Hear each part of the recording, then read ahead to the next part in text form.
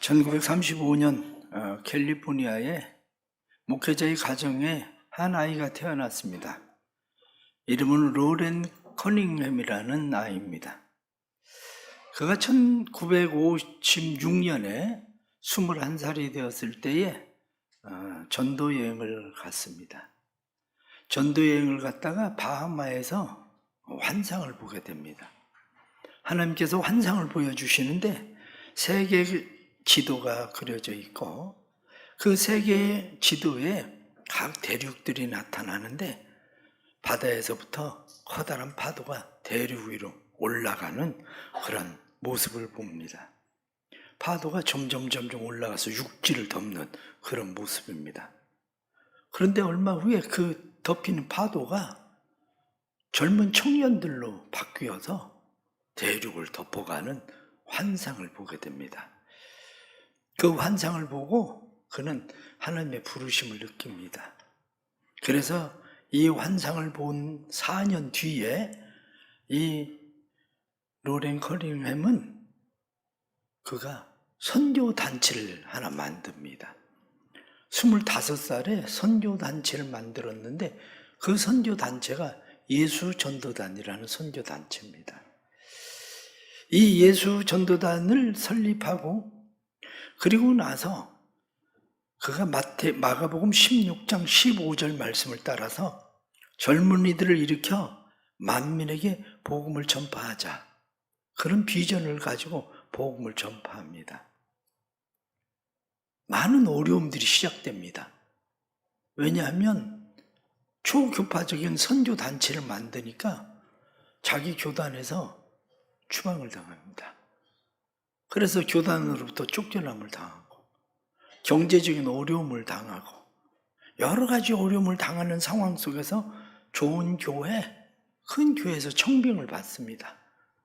그런데 마음 가운데 나는 하나님께서 주신 비전이 있는데 내가 그 교회를 갈 수 없다. 그래서 거절을 합니다.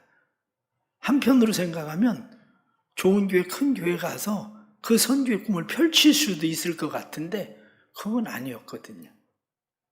그래서 그가 자기 아내와 함께 차를 타고 가다가 교통사고가 납니다. 교통사고가 크게 일어나서 차가 몇 바퀴를 굴렀는데 깨어보니까 아내는 벌써 죽었어요. 만져보니까 숨이 넘어가고 숨은 쉬지 않습니다. 그때 하나님 앞에 그렇게 부르짖습니다. 하나님, 내가 하나님 앞에 순종한 결과가 이겁니까? 하나님 원하시는 대로 제가 선교를 하기 위해서 선교단체를 만들고 제가 이렇게 하는데 하나님 어떻게 제 아내를 데려갈 수가 있습니까? 그런 마음이 일어나요. 그런데 그때 마음속에 하나님 말씀하십니다. 내가 나를 믿냐? 내가 나를 믿냐? 그러면서 하나님 말씀하시기를 내 아내를 위해서 기도해봐라.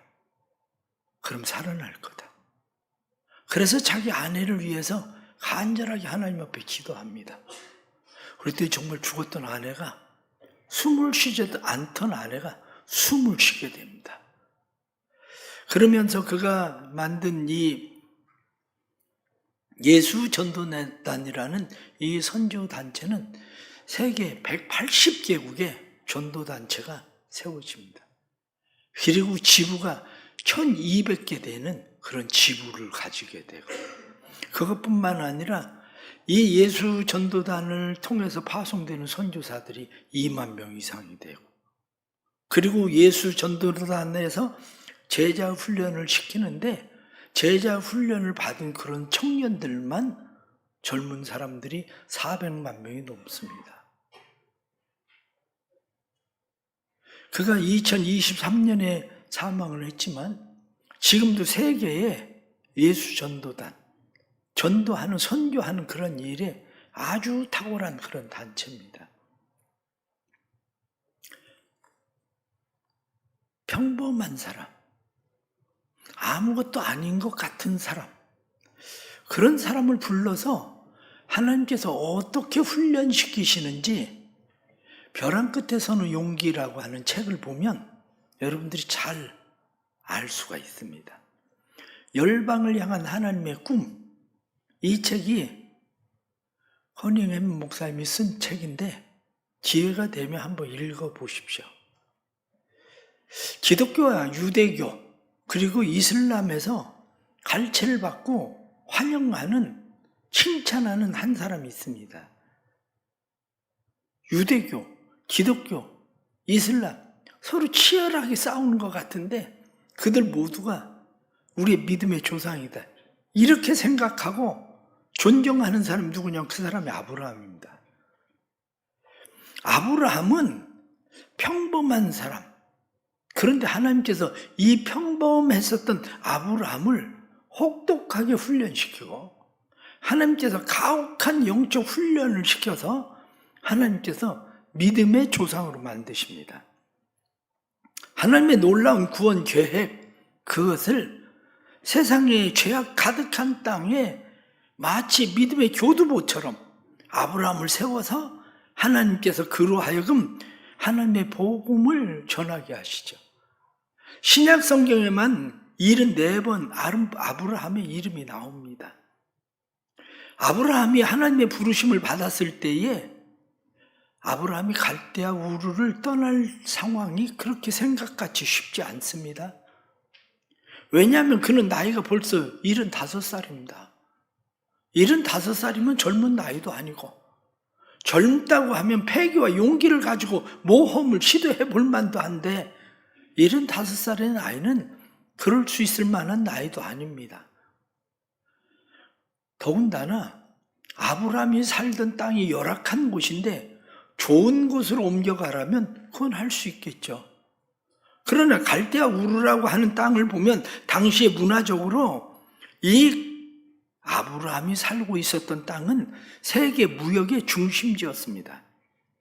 그래서 혼잡한 상업 중심지로 발달되고 물질, 지적 그리고 여러 가지 문명을 누리고 있었는데 예술, 의학, 사법 제도들이 그곳에는 아주 잘 갖추어져 있습니다.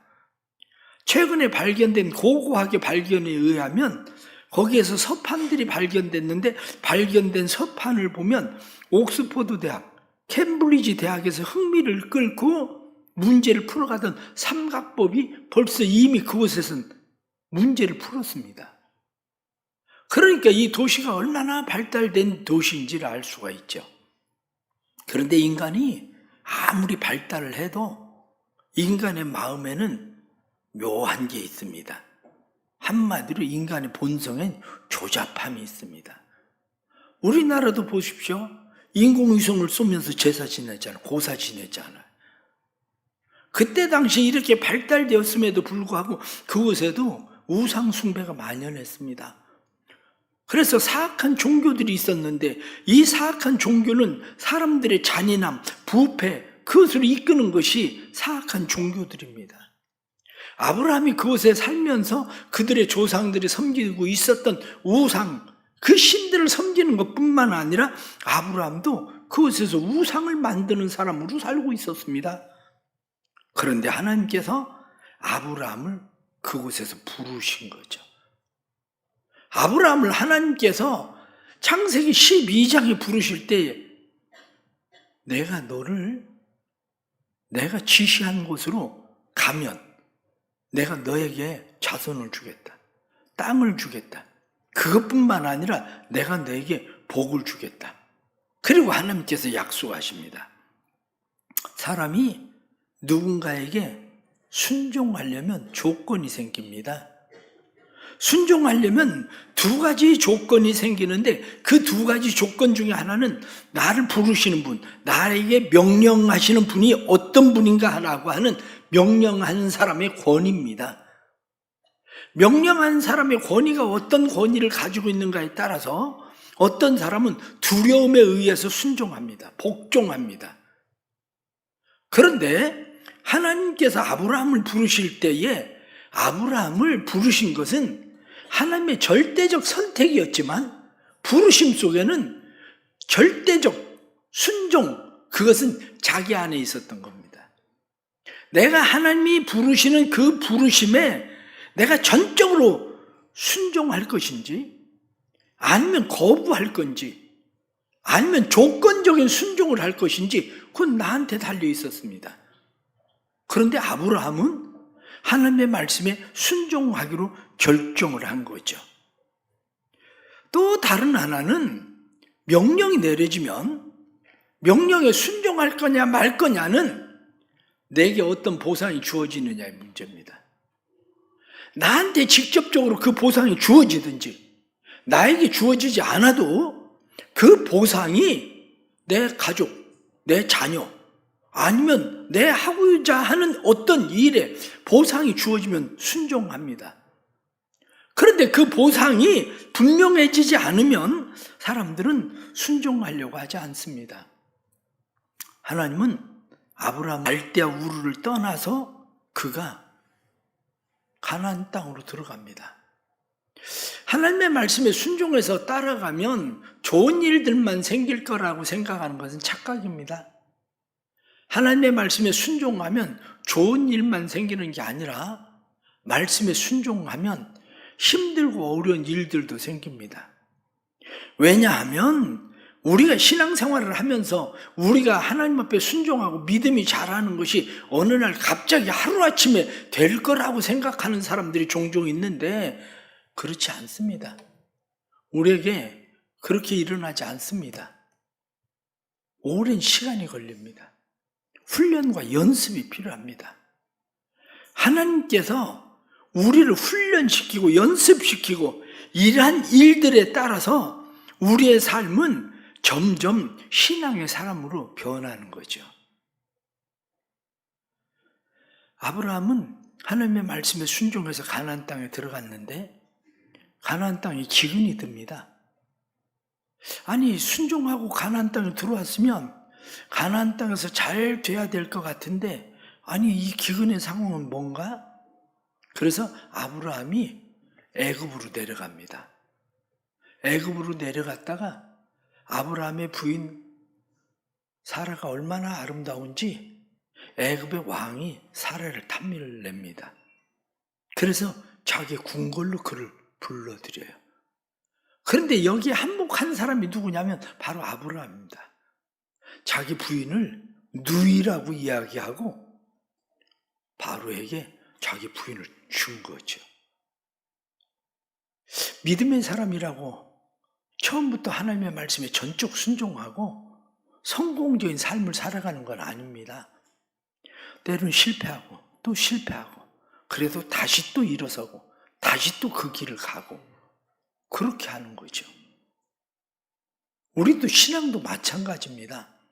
그럼 아브라함이 한 번 실패하고 말았냐? 그렇지 않습니다. 블레셋 땅에 내려갔다가 아비멜렉이 그 아내를 탐을 내게 되니까 또 아내를 빼앗기는 상황이 또 벌어집니다.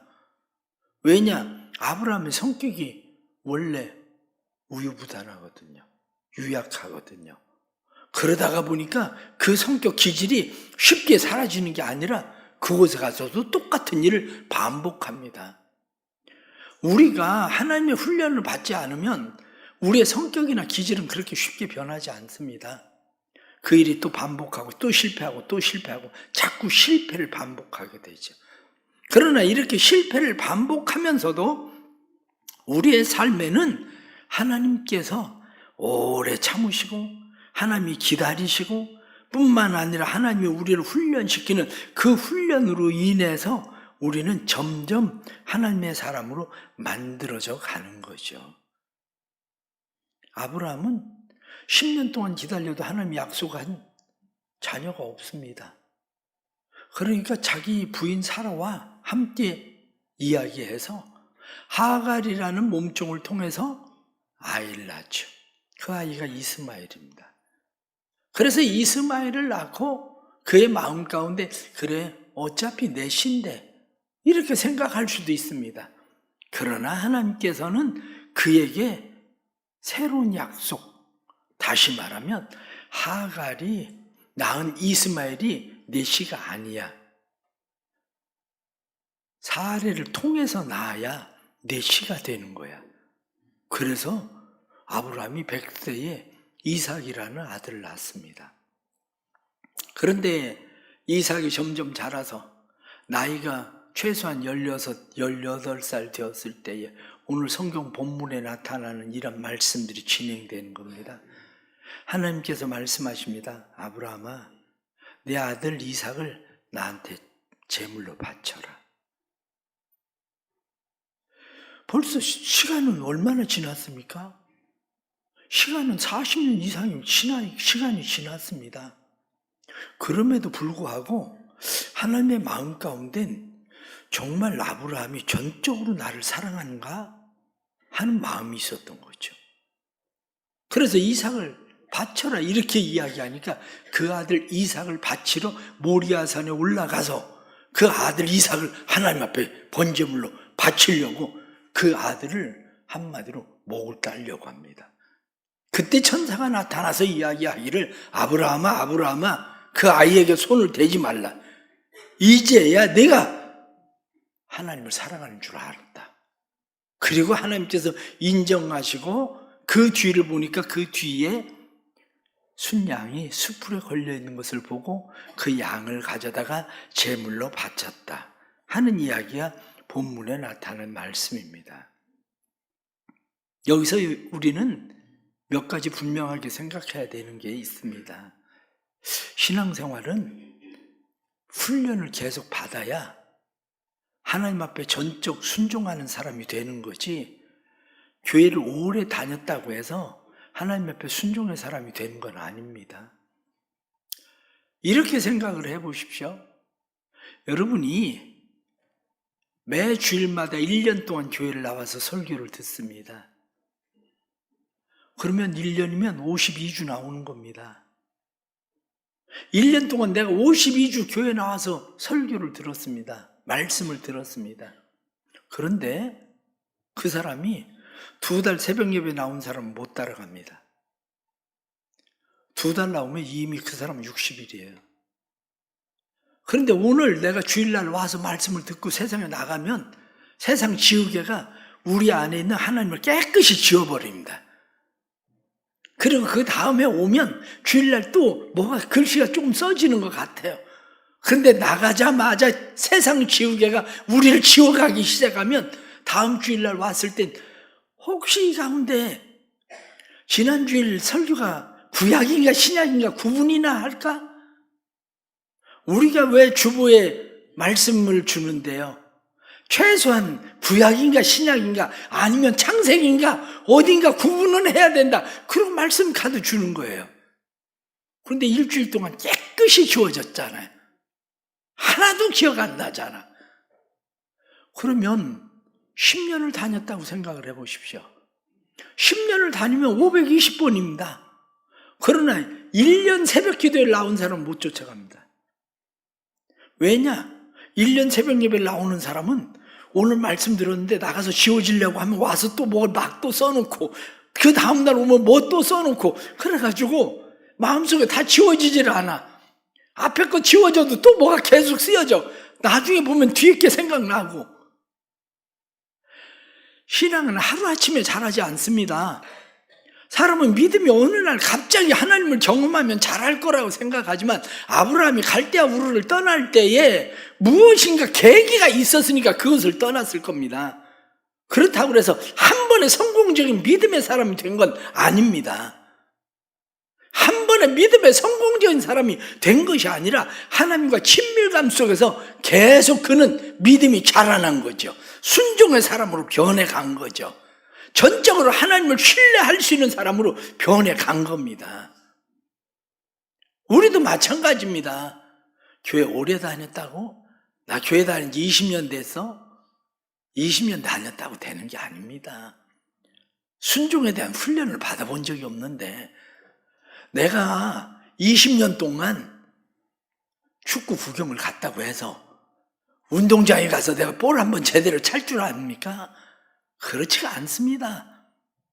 운동장에 내려가서 볼을 그래도 차봐야 그래도 뭐가 되는 거지. 운동장에서 공 한번 차본 일이 없는데 20년 동안 가서 축구 경기를 구경했다고 해서 내가 축구 선수가 되는 거 아닙니다.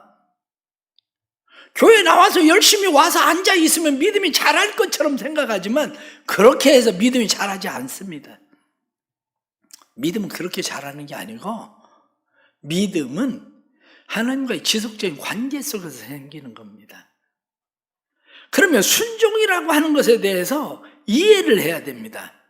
사람들은 순종에 대해서 이해하는 것이 그분이 권위가 있는 분이고 그러니까 내가 그 말에 따라서 그 말을 들어야 된다 이렇게 생각을 합니다. 그러나 존 비비어는 이야기하기를 순종이라고 하는 게 뭐냐 이렇게 이야기할 때 순종이라고 하는 것은 하나님의 권위 아래서 누리는 자유라는 거예요. 하나님의 권위 아래서 누리는 보호라는 거예요. 순종은 자녀들이 부모에게 순종한다는 것은 단순한 순종이 아니라 부모가 그를 보호하고 부모가 그에게 주는 자유를 누리는 게 순종입니다.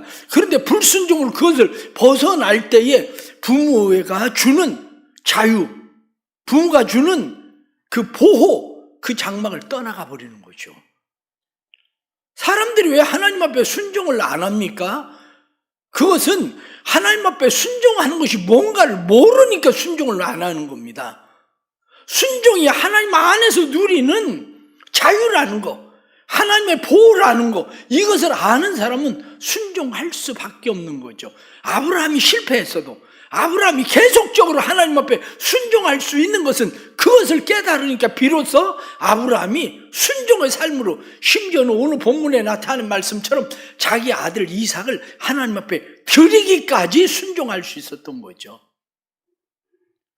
성경은 아브라함이 하나님 앞에 어떻게 순종했냐? 히브리서는 죽은 자 가운데서 그를 살리실 줄을 믿음이라 그렇게 말씀합니다. 우리 사랑하는 성도들 안에 이런 하나님의 은혜가 있기를 축복합니다. 순종은 하나님의 권위 아래서 누리는 겁니다. 그냥 하나님이 시키니까 어쩔 수 없이 할 수 없이 하는 게 아니라 아브라함에게 하나님께서 네가 나를 사랑하는 줄 알겠다. 순종이 뭐냐? 사랑입니다. 순종이. 그런데 사람들은 순종을 복종으로 자꾸 생각을 하니까 순종이 어려운 겁니다. 그래서 원래 순종은 이해가 필요하지 않습니다. 순종에는 이해가 필요한 게 아니라 순종은 믿음이 필요한 거죠. 그의 권위를 내가 인정하고 그의 권위를 받아들임으로 순종은 그냥 믿고 따라가는 겁니다. 하나님의 말씀을 그냥 믿고 따라가면 이해하고 그냥 따라가는 게 아니라 그냥 믿고 따라가면 그 안에 하나님께서 예비하신 일들이 있다는 사실도 발견하는 거죠. 때로는 가다가 실패도 합니다. 아브라함 좀 실패하고 또 실수하고 우리의 삶에도 실수하고 그런 일이 반복된다 할지라도 계속해야 되는 것은 낙심하지 말고 지속적으로 순종해야 된다는 거예요. 왜냐? 우리가 지속적으로 하나님 앞에 순종할 때 비로소 발견하는 게 뭐냐? 그게 하나님입니다. 순종하면 나를 발견하는 게 아니고 순종하면 하나님을 발견합니다. 아브라함이 자기 아들 이삭을 하나님 앞에 순종함으로 드립니다. 그때 나를 발견한 게 아니라 미리 양을 예비해 놓으신 여호와 일에 하나님을 발견하는 거죠. 우리의 삶 속에 왜 여호와 일에 하나님을 발견하지 못합니까? 여호와 일에 하나님을 발견하지 못하는 이유는 우리의 삶에 순종을 안 해보니까 여호와 일에 하나님을 발견할 수 없는 겁니다. 그럼 진짜 순종이라는 게 뭐냐? 이렇게 이야기하면 진짜 순종이라는 것은 내 삶을 하나님 앞에 드리는 게 순종입니다. 내 삶을. 하나님이 우리에게 예배를 원해서 여러분들 예배를 드리신 겁니까? 하나님이 우리에게 예배를 원하시는 게 아니라 하나님은 산 제물을 원하신 거예요. 하나님은 내가 하나님 앞에 산 제물 돼서 하나님 앞에 내가 드려지기를 원하는 거죠. 하나님이 우리에게 헌금 물질을 요구하는 게 아니라 금도 내 것이요 은도 내 것이고 천하가 다 내 것이다라고 말씀하시는 모든 것이 다 하나님의 것입니다라고 물질의 주인, 모든 것의 주인이 하나님이시라고 인정하는 게 순종입니다. 그 물질을 드리는 거예요, 하나님 앞에. 우리가 하나님 앞에 시간을 드립니다. 오늘도 나와서 시간을 드리지만 단순하게 시간을 드리는 것이 아니라 순종으로 시간을 드리는 것은 하나님, 내 생명이 하나님 손에 있습니다. 내 생명의 길고 짧은 이 모든 시간이 내 손에 있는 것이 아니라 하나님의 손에 있는 겁니다. 그리고 인정하고 시간을 드리는 겁니다. 생명의 주인이 하나님이시라고. 하나님이 기도하라고 그러니까 기도를 하는 것이 아니라 기도는 하나님과의 친밀감입니다. 그래서 하나님과의 친밀한 시간을 만들어 가는 겁니다. 우리 삶은 어떻습니까? 우리의 삶 속에 하나님 앞에 순종할 때에 하나님이 하시는 일을 발견하는 거죠. 아브라함이 하나님 앞에 순종을 했더니 아브라함이 하나님을 발견하는 것뿐만 아니라 자기에게 순종하고 있는 이삭을 발견합니다. 나이가 벌써 16, 18, 20살 된 아들이 그냥 아버지 이게 무슨 짓을 하는 겁니까? 아버지 도망 드셨어요? 그럼 아들이 도망을 가면 그 아들을 어떻게 하겠습니까? 어쩌면 아버지 마음으로서는 야 차라리 도망이라도 가라. 그럼 내가 하나님 앞에 네가 도망가 가지고 내가 너를 못 드렸다라고 얘기라도 할 수 있게 차라리 도망을 가라. 아버지 마음으로 그런 마음이 왜 없었겠습니까? 그런데 아버지 저를 들이십시오. 그리고 아니 제단 위에 엎드려 있는 그 아들을 보는 아버지의 심정이 어떻겠습니까? 자기가 하나님 앞에 순종했더니 순종하는 아들을 보는 거예요. 우리는 예수 그리스도를 통해서 하나님에게 순종하시는 그 아들을 봅니다. 아버지의 내 뜻대로 마시고 아버지의 뜻대로 하십시오. 그런데 우리가 하나님 앞에 순종할 때에 예수 그리스도의 모습을 보고 우리가 순종할 때 우리의 자녀들이 순종의 자녀들을 보는 겁니다. 왜 우리가 믿음의 자녀들, 순종의 자녀들을 보지 못합니까? 내가 순종 안 하니까. 내가 순종을 그렇게 보여준 일이 없으니까. 자녀들의 기억 속에 오래 남는 것이 뭡니까? 그래도 우리 어머니는 추우나 더우나 그렇게 새벽에 나가서 기도하시던데 그 자녀들은 그렇게 갑니다. 우리 부모님은 그냥 평생에 놀러 갈 일이 있어도 주일날 놀러 가면 안 된다고 주일을 그렇게 지키던데 그 자녀들은 주일 성수를 합니다. 그런데 놀러 갈 일이 있으면 놀러 가고 결혼식이 있다고 결혼식, 아니 자기가 결혼하는 것도 아니면서 거길 주일날 그렇게 꼭 쫓아가. 응? 그러니까 그런 자녀를 못 보는 거죠. 그래서 성경은 우리에게 분명하게 말씀하는 게 있습니다. 그게 뭐냐? 하나님이 우리에게 원하시는 것은 우리 자신이라는 거예요. 내가 원하는 것은 너야. 내가 이삭을 원하는 게 아니라 너를 원하는 거야. 하나님이 우리에게 원하는 것이 우리라는 걸 깨닫는 겁니다. 그게 깨달아져야 진짜 순종이 되는 거지, 그게 아니면 사람들은 진짜 순종을 하지 않습니다. 사람들이 하나님 앞에 순종하는 것이 대부분 하나님의 권위 아래서 누리는 자유와 보호가 아니라 하나님 앞에 조건부 순종을 하는 것뿐입니다. 대부분 신앙생활을 하는 사람 대다수가 어떤 순종을 합니까? 조건부 순종입니다. 오늘도 나와서 조건부 순종을 하는 사람들이 심하게 얘기해서 절반 이상은 될 겁니다. 그건 심하지 않을 수도 있어요. 조건부 순종. 그런데 그것을 통해서라도 하나님을 발견해야 진짜 순종이 나오는 겁니다. 사랑하는 성도 여러분, 믿음은 하나님과의 관계입니다. 그런데 하나님 앞에 순종하고 인정받으면 오늘 성경 본문에도 하나님이 무엇라고 말씀하느냐? 네가 그 대적의 성문을 차지할 거다. 그렇게 말씀하셔요. 뿐만 아니라 내 씨로 인해서 천하 만민이 복을 받을 거다. 너는 복의 통로가 될 거다. 복의 근원이 될 거다. 이렇게 말씀하신 대로 우리의 삶이 진짜 복이 되는 방법, 그거 뭐냐? 대적의 문을 취하는 방법이 뭐냐? 내가 싸워서 힘써 그것을 뺏어야 취하는 게 아니라 순종하면 취해지는 겁니다. 하나님 앞에 순종하면 우리의 자녀들이 대적의 문을 취하고 뿐만 아니라 우리가 믿음으로 순종하면 하나님께서 우리를 복의 통로로 삼으신다는 거죠. 이 은혜가 성도들의 삶에 임하기를 축복합니다.